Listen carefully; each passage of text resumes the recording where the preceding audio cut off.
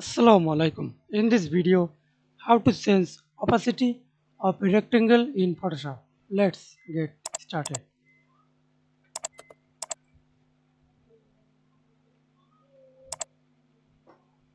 Type of rectangle with without fill or with fill,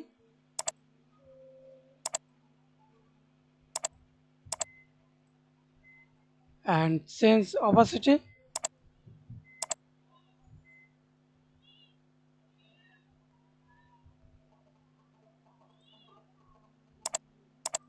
or change fill opacity.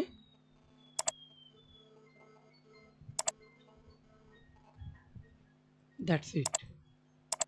Thanks for watching video. Please subscribe to my channel, like, comment, share.